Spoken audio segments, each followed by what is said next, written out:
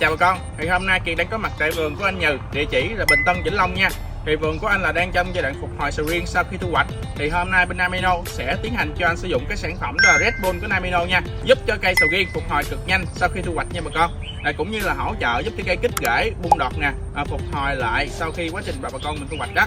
Thì bà con mình cùng theo chân Kiệt cùng với anh Nhừ, chúng ta sẽ tiến hành là tưới phục hồi cho cái vườn này nha bà con.